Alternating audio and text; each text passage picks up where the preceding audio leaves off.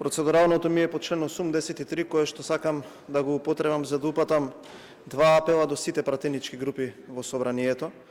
Денеска на денешната седница на дневниот ред се двете иницијативи од пратеничките групи за одржување на анкетна комисија за трагедиите кои што се случија во Република Македонија.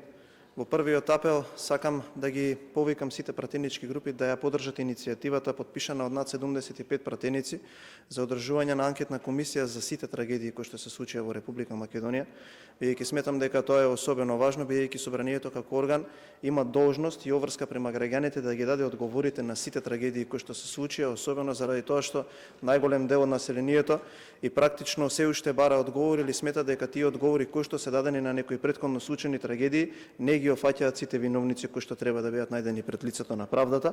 Со кое право на заменикот координатор Бојан Стојановски му дадовте процедурално обраќање, затоа што координаторот Мицевски беше во салата. Значи ве молам да не мерите со два аршина, не може да бидат пратениците од опозицијата, пратеници од втор ред.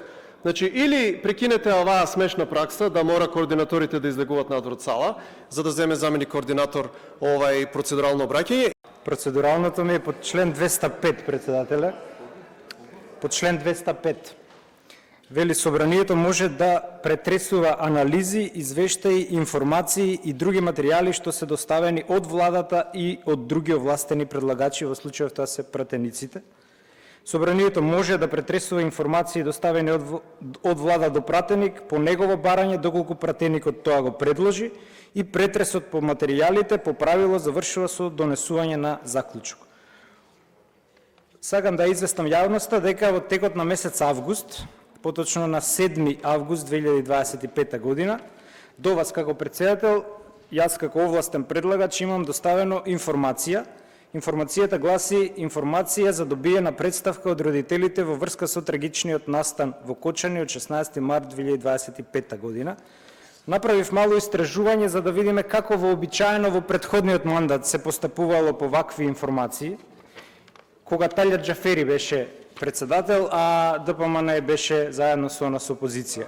Многу зборови, суштина ништо, чат GPT пуштен на најако. Ако го сведеме овие 10 минути сега зборување.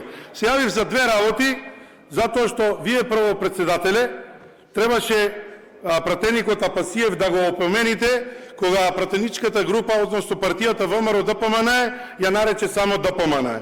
Имено во ова собрание поминале многу пратеници и многу обиди за вакви алегории со работата на собранието, меѓутоа дигнитетивно и достоинствено треба да биде да пратеничките групи, односно партиите се именуваат врз основа на она како се упишани во регистарот на политички субјекти.